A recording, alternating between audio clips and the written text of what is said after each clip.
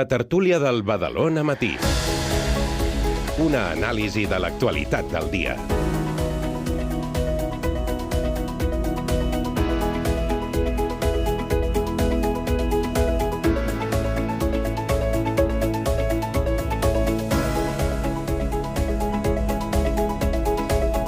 I quan passen gairebé 17 minuts ja de les 9 del matí, donem pas a la tertúlia d'actualitat del Badalona Matí. Avui ens acompanya l'Horacio Puigjo. Què tal? Molt bon dia. També està amb nosaltres en Dani Alfonso. Què tal? En Jorge Valenzuela. Hola, bon dia. I de seguida s'afegeix també a la tertúlia la Maria José Tarancón. Aquí també saludem. Mentre, molt bon dia, Maria José. Aprofitem també per recordar als nostres oients de quina manera poden participar en el debat. Participa a la nostra tertúlia. Digues la teva a X fent servir el hashtag BDNmatí. També pots escriure'ns o enviar un missatge de veu al WhatsApp del programa 689 81 63 73.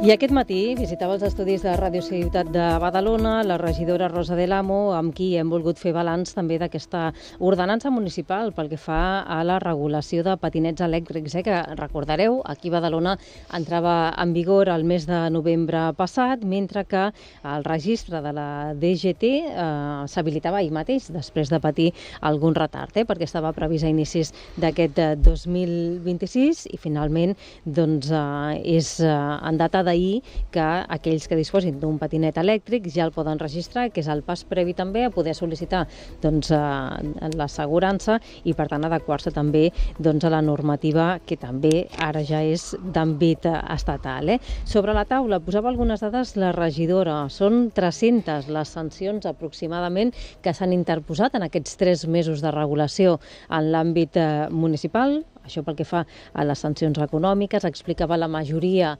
relacionades amb la conducció de patinets elèctrics per les voreres, ja sabem que han d'anar per la calçada, i un centenar serien els patinets que s'han decomissats, que estan en dependències deia, en primer terme de la comissaria, després amb un dipòsit també en Gestur, i que en gran part no s'han recuperat, perquè diu per recuperar-los el que cal és que els propietaris demostrin que aquell patinet és seu, que tenen l'assegurança, que tenen els papers en regla, i això no s'ha produït en tots els casos. Deia que el perfil majoritari, diguéssim, d'infractors és el de persona jove, tot i que no ha volgut donar-ne més detalls, i sí que explicava que, malgrat es tracta de sensacions, perquè no hi ha dades, diguéssim, que ho puguin corroborar, sí que es té la sensació que el nivell, diguéssim, de conflictivitat a la via pública pel que fa a l'incivisme d'aquelles persones que poden circular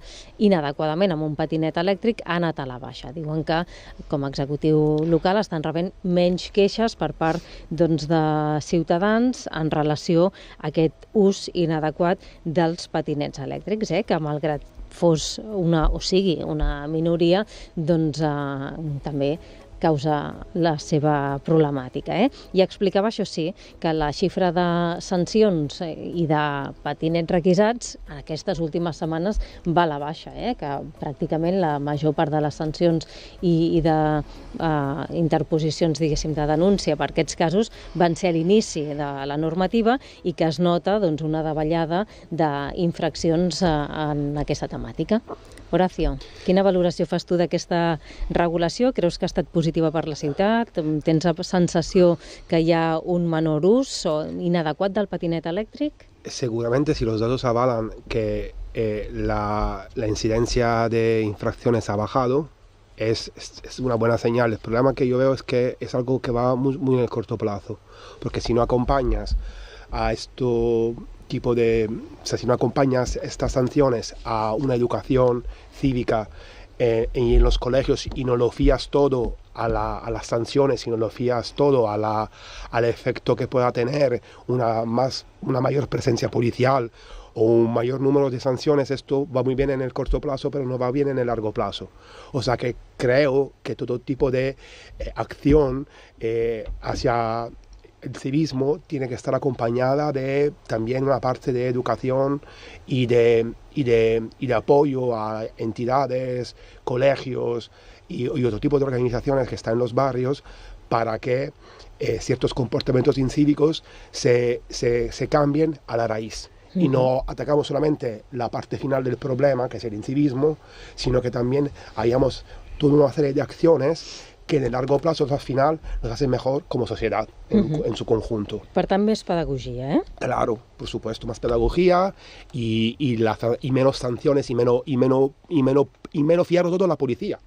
Que al final es algo que puede funcionar en el corto plazo, pero seguramente no funciona en el largo plazo.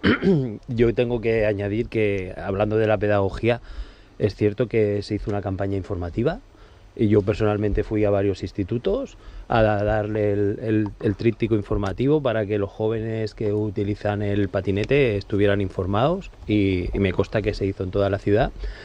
Y esta regulación era necesaria porque había un descontrol y el mal uso indebido de los patinetes y yo actualmente pues sí que he visto que se ha reducido considerablemente, aunque todavía vemos de vez en cuando algún infractor, como bien comentabas, pero ha sido positivo esta regulación y vemos que vamos hacia el buen camino.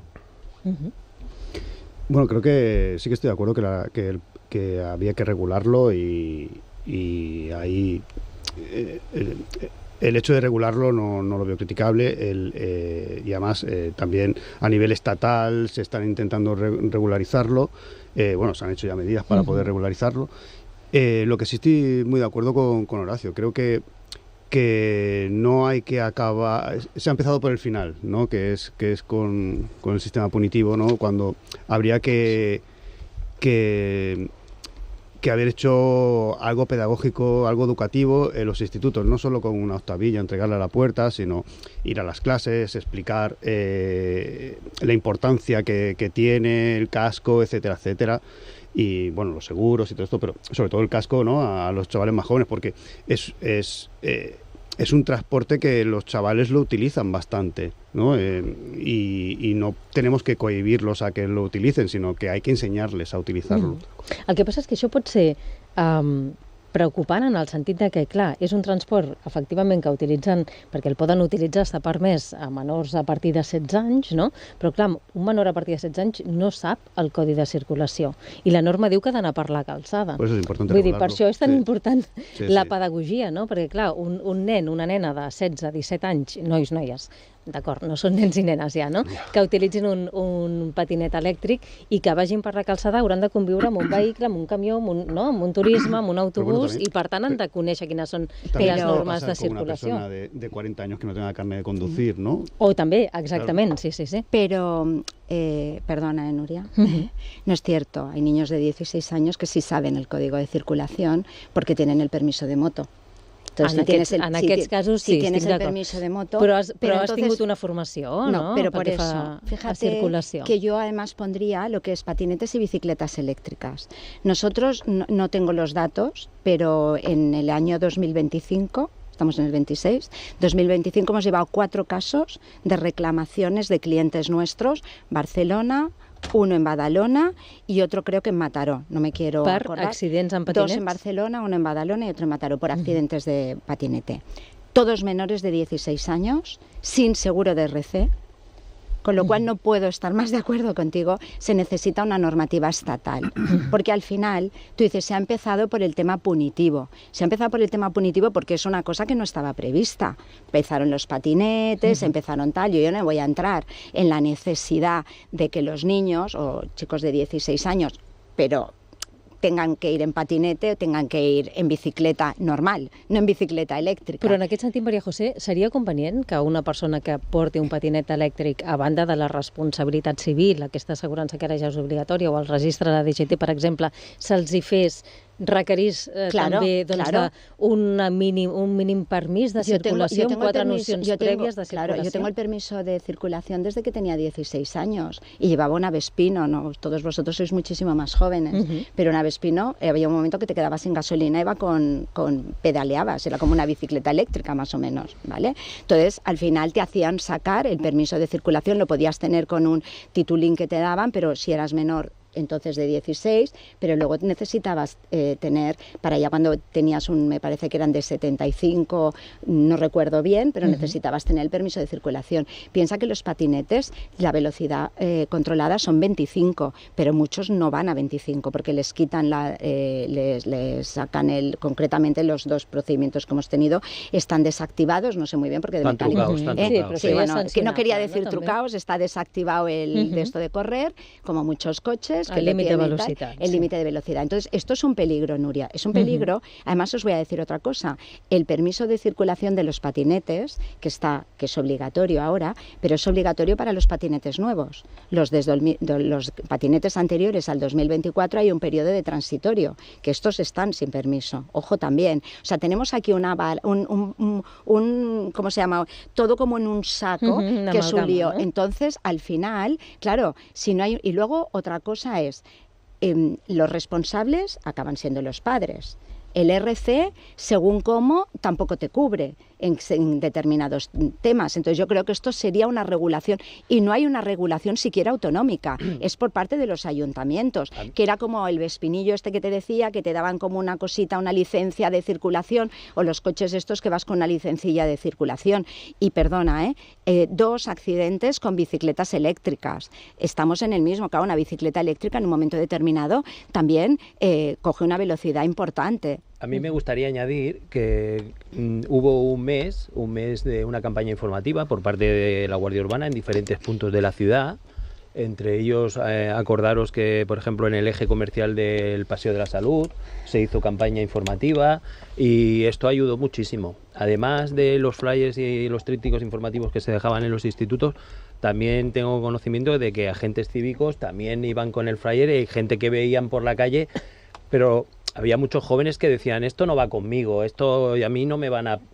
Esa concienciación y ese trabajo sí que se ha hecho, y por eso se ha visto que ha reducido bastante el tema de ver a gente descontrolada con patinetes. Yo por lo menos lo he percibido así. Ya, pero Jorge, empezamos con no hagas el bestia, y empezamos con un tipo de campaña que al final iba enfocada a la sanción, iba enfocada a limitar. O sea, iba enfocada a atacar comportamientos que sí que son incívicos, pero donde faltaba una pedagogía real, y más allá de que si haces el bestia, pues te quito el patinete. O sea, nosotros creo que como sociedad... Si haces el bestia puedes matar a alguien. Sí, exactamente. O sea, que yo no lo veo mal el tema sancionador, ojo, porque al final, ojo, que es un instrumento que puede ser mortífero. Sí. Esta clienta mía se ha quedado inválida y han tenido que capitalizar una pensión toda la vida. Los padres, gente trabajadora, ojo con lo que estamos hablando, ojo con lo que estamos hablando, es muy peligroso. Los robos con bueno, pero esto que tú ibas hablando con el móvil. Bueno, pero esto te pueden robar con moto, con tal. Yo no metería en el mismo saco los patinetes con los robos. También hay que entender que a veces esta dinámica de los patinetes están de los últimos años, que la gente ya lleva un poco atemorizada porque dice, pero no, yo no creo que sea, perdona, yo no creo que sea por el patinete. Al final el patinete tiene que estar tiene que estar mecanizado, tiene que estar una cosa que tiene que estar regulada para mí estatalmente, porque es un vehículo.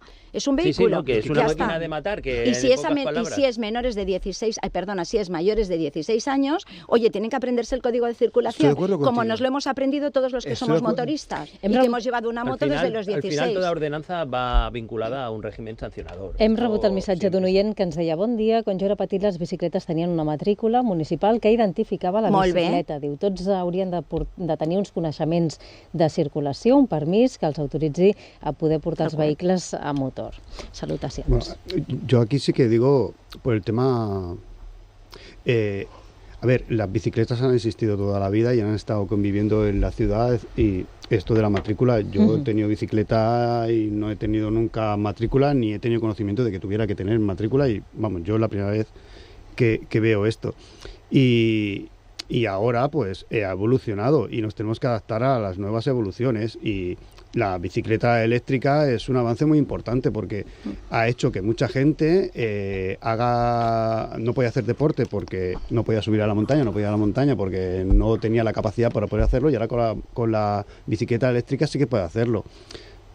tiene sus beneficios estos transportes, y no nos quedemos solo con su perjuicio, sino simplemente hay que regularizarlo para que hagan el servicio que tienen que hacer y adaptarnos a los nuevos tiempos, ja està, no más. Sí, tal qual. De fet, abans, Horacio, volies intervenir també. Jo no recordo tampoc això de les matrícules, Dani, però ara el company em feia notar que ell sí que tenia coneixement d'aquest registre que hi havia hagut. Per tant, amb el registre de patinets elèctrics, al final entenc que tampoc ens estem inventant la sopa d'alls, ¿no? Sí, y exactamente, o sea, está bien todo lo que habéis dicho. Está bien que haga falta regulación, está bien que haga falta sanción cuando toque aplicar sanción, pero una vez más, yo pienso más en el medio y en el largo plazo. Pienso más en la capacidad que tengamos de educar a nuestra sociedad, a nuestros jóvenes, a las generaciones futuras a un mejor civismo, a entender que los beneficios de comportarse en sociedad y no realmente pensar de aplicar determinadas conductas, porque si no aplicas esas conductas, pues te va a cascar una sanción.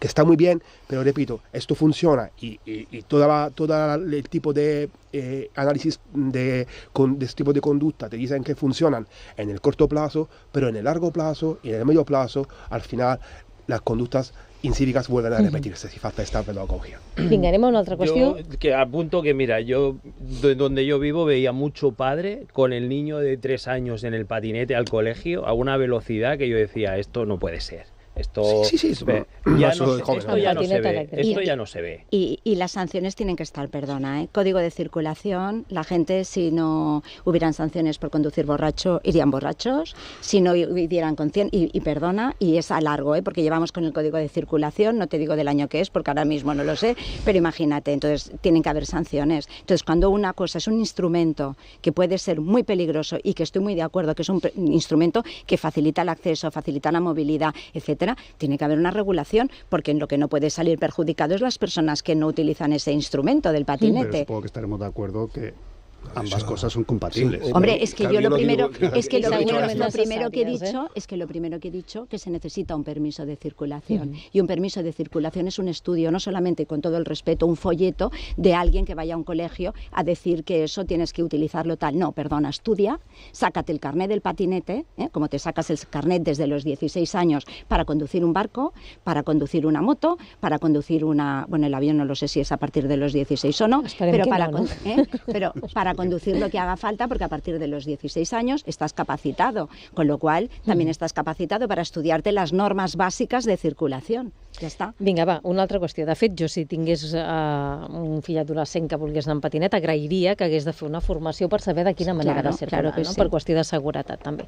Vaja, anem a una altra qüestió, deia, perquè ahir visitava el plató de televisió de Badalona l'alcalde de la ciutat, Xavier García Albiol. Era entrevistat al programa Badalona 360 pel company Carles Tornero, i d'aquesta entrevista doncs, ens sortia la idea que Badalona descarta la possibilitat de tenir un alberg per persones en situació de sensellarisme, ja sigui de llarga durada o temporal, com s'havia anunciat en aquests últims anys d'aquest mandat del Partit Popular. Ho dic perquè el mateix Xavier García Albiol explicava que l'aposta del govern passa ara per la col·laboració amb entitats socials, amb allotjaments, deia, repartits en diferents indrets, amb seguiment que sigui individualitzat també per part dels serveis socials municipals, però detallava que hi ha d'haver circuits diferenciats segons cada persona usuària d'aquest servei. L'escoltem.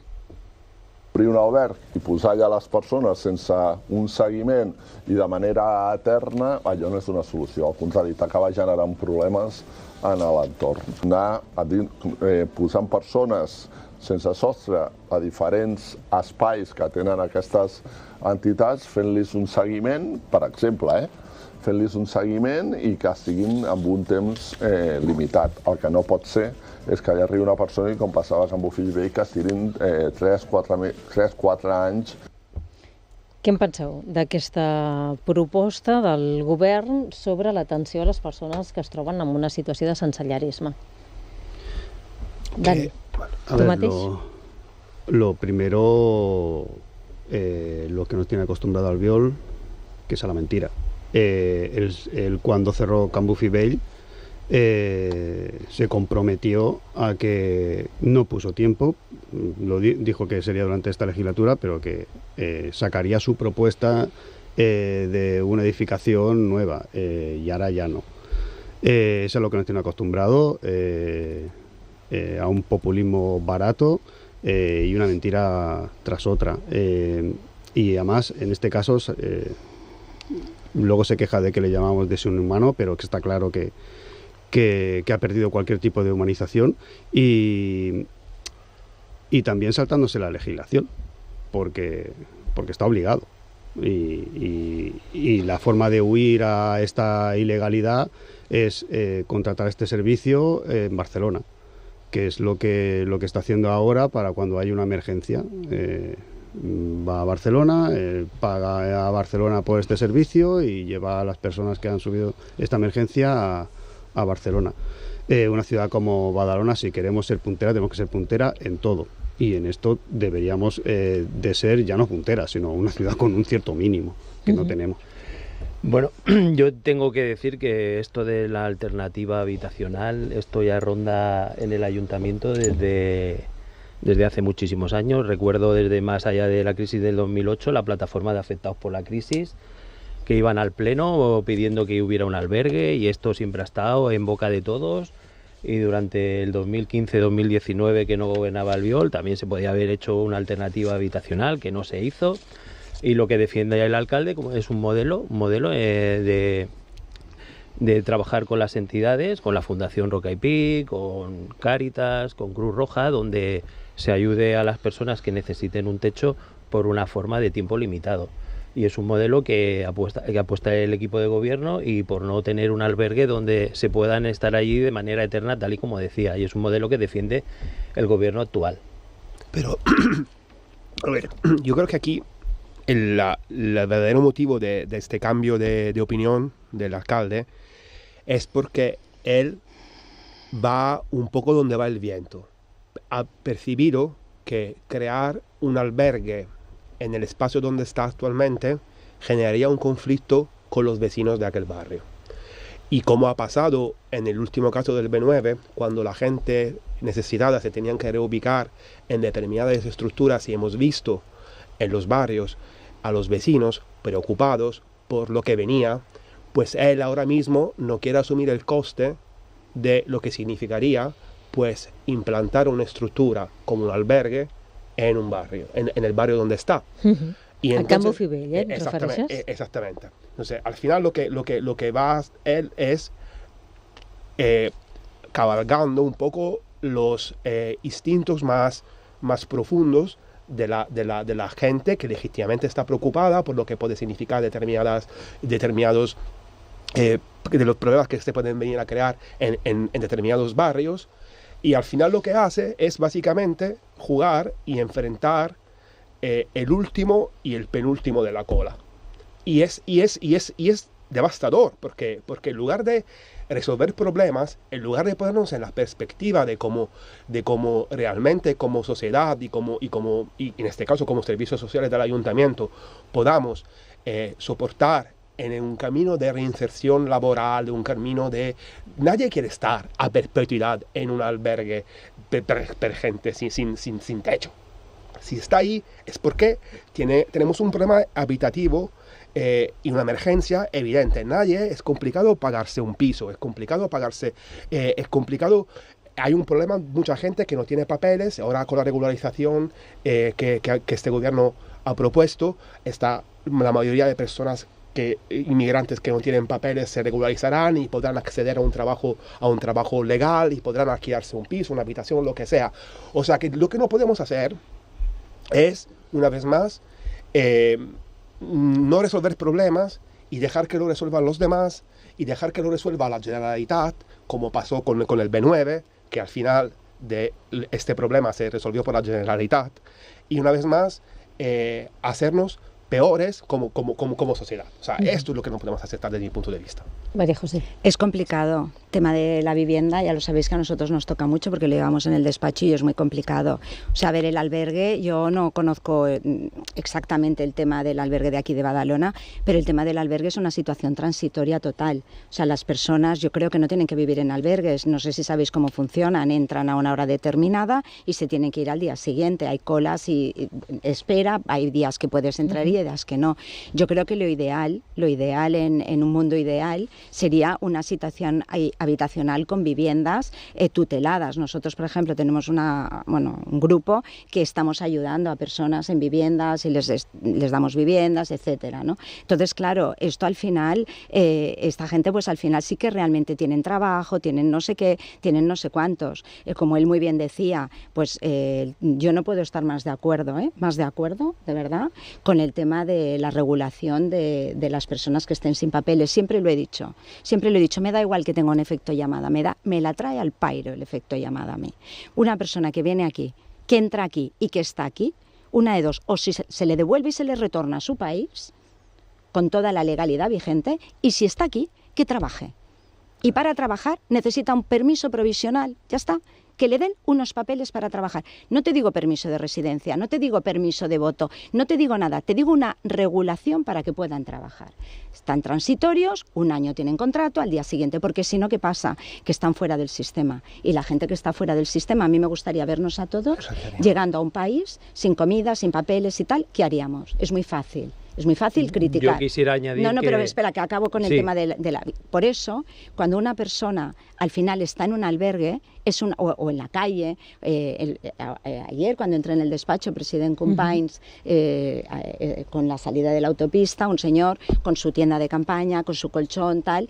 O sea, es una denigración, no por él, por todos nosotros, que todos nosotros y que todo el Estado, los ayuntamientos, la Generalitat y el Estado central, que es de quien depende vivienda, y luego la Generalitat, que esto hoy en día, en el siglo que estemos consintiéndolo, porque todos somos consentidores, para mí, sinceramente os lo digo, es una vergüenza. Y añado y yo acabo, es que estoy muy sensible, y habiendo todo lo que os he dicho, yo no considero que esto tengamos que paliarlo el capital privado, ¿eh? Ojo, también te lo digo, ¿eh? Toda esta ley de vivienda que tenemos es la que nos ha llevado a esta situación. Esta ley de vivienda nueva que tenemos, que si tenedores son personas que tienen 5 viviendas, que si luego no puedes poner desahucios y no puedes echarlos, que si no sé qué, es lo que hace que haya una falta total de viviendas de alquiler. Yo quería añadir que, y perdonar, bueno, sobre el tema de Cambofil y lo que es un albergue, que se tuvo que cerrar porque no reunía los requisitos legales que debería de tener. Esto que quede claro, por encima de todo, el marco legal que impere. No puedes tener persones en ubicacions que no contemplen que estén... No, però es va tancar prèviament, si no m'equivoco, Jorge, es va tancar perquè hi havia un deute molt important d'1 milió d'euros amb la cooperativa que gestionava el servei. Havia alguna insuficiència que no reunia les condicions de... Ho dic perquè això és el que hem conegut ara, no? Passats uns anys, que hi ha danys estructurals, deia l'alcalde, amb la crisi del B9, i per això no es podia reaprofitar, no? Però en el seu inici, recordem que va ser la cooperativa Suara que va deixar de prestar el servei perquè hi havia un impagament molt important per part de l'Ajuntament. Sí, pero actualmente no está en condiciones este edificio para albergar aquí ningún tipo de albergue. Pues encima si tenemos un albergue y no somos capaces de mantenerlo, no es un albergue, es una masía. Pero me da igual, pero imagínate que tenemos una masía y no somos capaces de adecuarlo para que la gente pueda vivir, cuando yo estoy en contra de los albergues, ya os lo he dicho, porque considero que no es una situación transitoria totalmente y gente que al final no la puede reubicar en una vivienda. Una de las cosas fundamentales, por eso es un derecho constitucional el derecho a la vivienda, es el que cuando tú tienes una vivienda, tienes una situación estable, tienes dónde ir cada día. Imagínate la gente que no tienen dónde ir, no saben dónde van a pasar la noche. Es duro, ¿eh? Es duro. Da igual que sean inmigrantes, da igual que sean nacionales, da igual que sean de donde sean. Ojo, pero es duro, ¿eh? Es que un albergue no es, como ha dicho el compañero, una alternativa habitacional. Un albergue es... transitorio. Lo estabas explicando perfectamente, donde es algo totalmente transitorio y es algo que está acompañado por servicios sociales para poder salir de ese bache en el cual estás. Pero no es transitorio, ese es el problema. Para cubrir cuestiones de emergencia. ¿Qué pasará cuando vuelva a pasar un Calderón de la Barca? Cuando vuelva a pasar una calle Granada o un Canigó. ¿Qué pasará? Pues que esas familias que de forma momentánea tienen que estar en otro sitio, no tendremos que expulsarla fuera. Tendrá que contratar servicio a Barcelona. Te voy a decir otra cosa, perdona, Sí, sí. Esto lo he vivido yo, como bien sabéis, ¿no? La situación.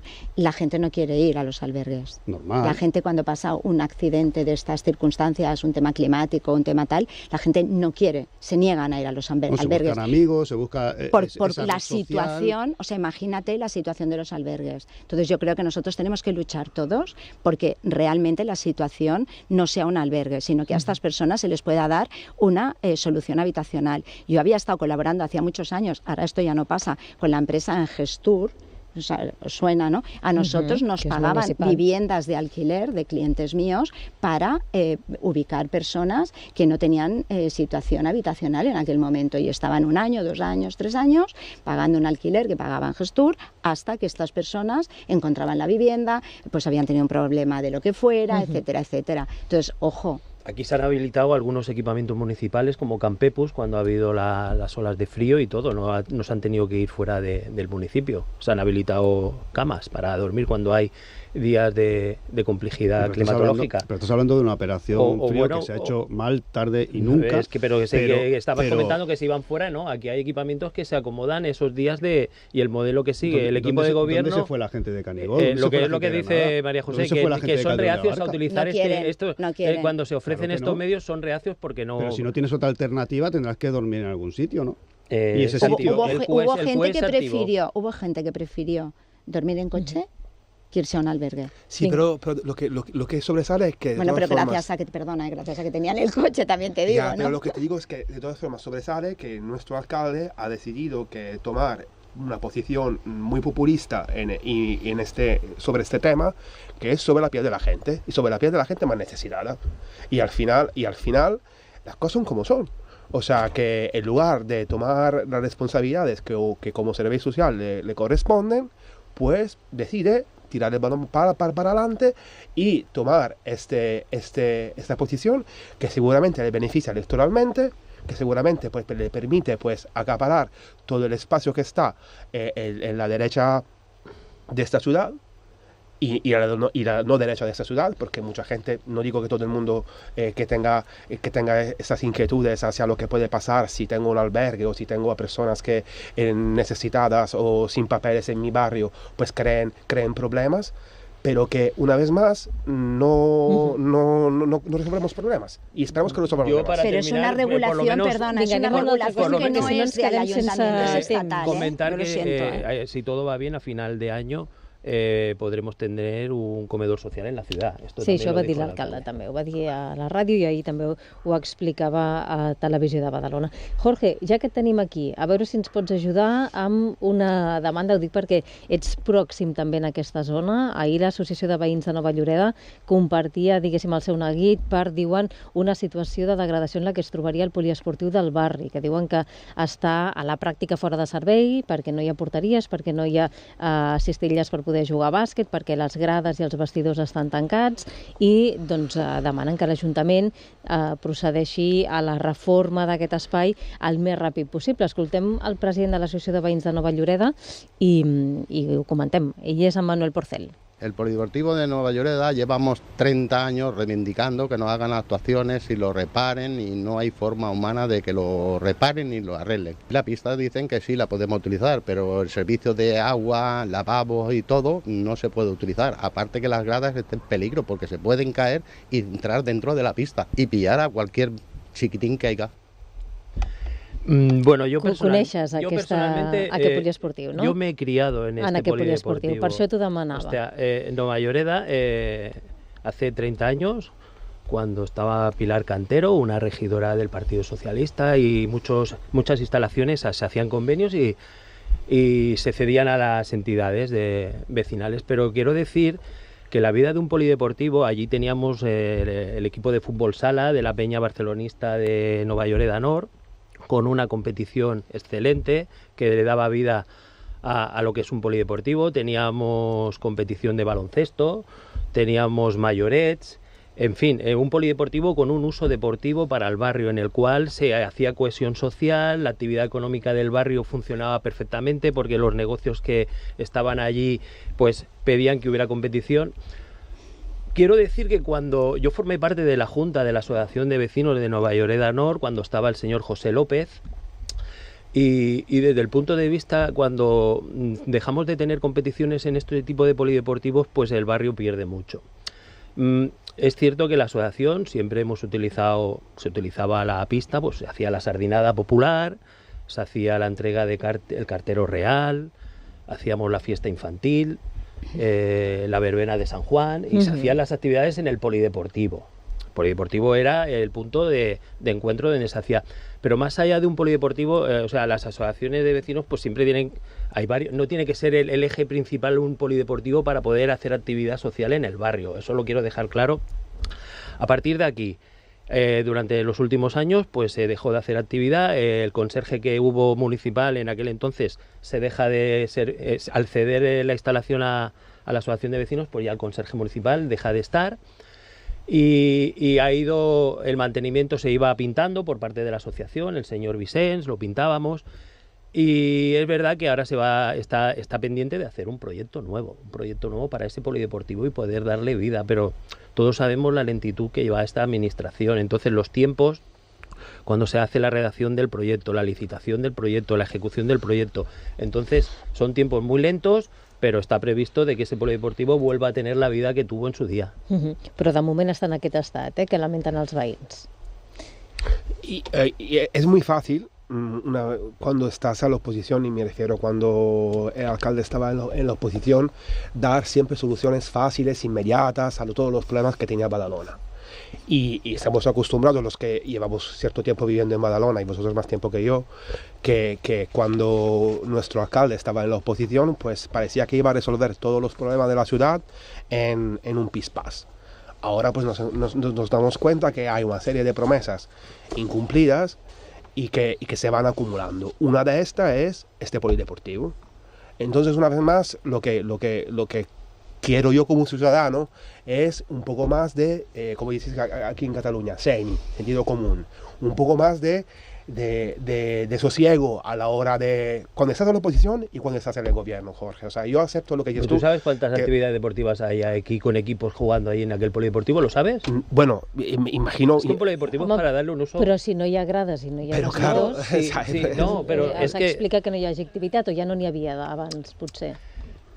Es que los usos deportivos tienen que ser para actividades deportivas, no para... Y cuando empiezan a dejar los equipos, cuando estaba la Liga del Consell Comarcal también, que los sábados, si es que aquello se le daba vida al barrio, incluso. Pero lo que me refiero yo es que al final... Lo que sí que es cierto que hay una prioridad entre lo urgente y lo importante y lo prioritario, y nos hemos encontrado que está toda la ciudad, que hay muchos proyectos por encima que durante esta legislatura se quedarán pendientes con los proyectos prácticamente hechos para empezar a ejecutar en el siguiente mandato. Así tenemos que decirlo porque no todo se puede hacer en una legislatura. Pero está bien decirlo también cuando estás en la oposición, Jorge. O sea, lo digo que eso está bien decirlo no solo cuando estás en el gobierno, sinó també quan assumes un paper des de l'oposició. O sea, és l'única cosa que quiero... Deixeu-me que us demani, perquè entenc que sobre aquesta qüestió està com està, el Jorge també admetia doncs, que al final grades, vestuaris estan tancats com demanen els veïns i que de fet no s'hi pot fer res perquè hi haurà el projecte, però fins que aquest no s'executi, es dugui terme, redactes i citi i tal, doncs encara passarà un cert temps.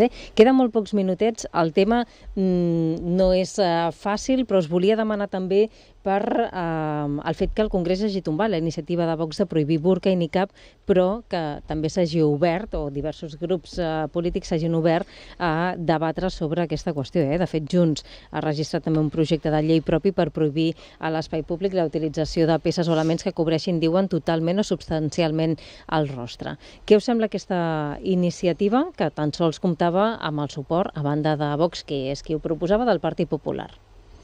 Hem de ser rápidos aquí. Sí, bueno, muy rápido. O sea, yo, como mujer te voy a decir, y pertenezco a la comisión Dona de PIMEC, Dona y Empresa, no puedo entender que después de todos los derechos y todos los logros que hemos conseguido las mujeres en nuestra lucha por la igualdad, que una mujer hoy en día en España esté totalmente tapada. Ya está. Y no me puedo creer que sea por voluntad propia. Es cultural. Me vas a decir lo que sea, perdona. Recuerdo Afganistán, es que me da igual, no lo puedo entender. Lo siento, pero no lo puedo entender. Para mí personalmente, es una denigración de una mujer. No estoy hablando del hijab, estoy hablando de... No del mocador, sino... Sí, exacto. Es una persona con un mocador, oye, pues mira, las abuelitas nuestras cuando iban a misa... Cuando iban a misa también llevaban No, estoy hablando de la reja, yo me lo he probado, no sé si alguno de vosotros os lo habéis probado, yo me lo he probado y es totalmente, o sea, tienes una visión totalmente así de tal. Y esto va conectado con que una mujer vaya siempre 2 pasos detrás de la persona que le hace llevar el burka. Lo siento mucho, pero es la realidad. A ver, aquí es un tema muy delicado y poco tiempo.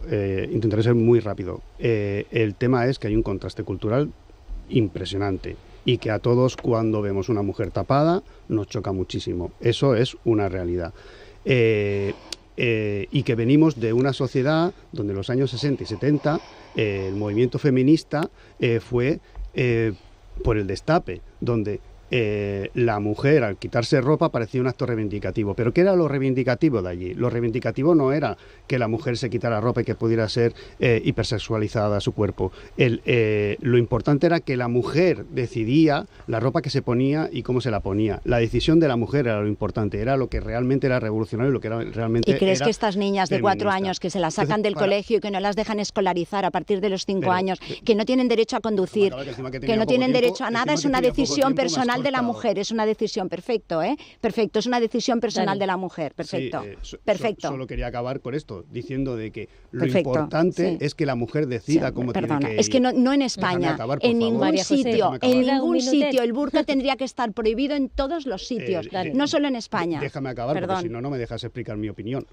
que todavía no la he acabado. Perdón. O sea, he puesto todo esto para decir que la decisión tiene que ser de la mujer y lo que hay que ir, una ley, es para ir en contra de la gente que coaccione para que la mujer lleve esto. O sea, no hay que ir a la coaccionadora, hay que ir al que coacciona. Hay que tener educación. Educación me refiero del colegio. Estoy totalmente de acuerdo con María José. No podemos normalizar una serie de conductas en nuestra sociedad, una sociedad avanzada, moderna, y tal como Francia, Bélgica y otros países ya han aplicado la prohibición en espacios públicos, aquí más tarde o más temprano se tiene que prohibir también, y es cuestión de que el sectarismo político que nos ha llevado a que una propuesta de un partido no la pueda votar el otro, pues esto al final se tendrán que poner de acuerdo.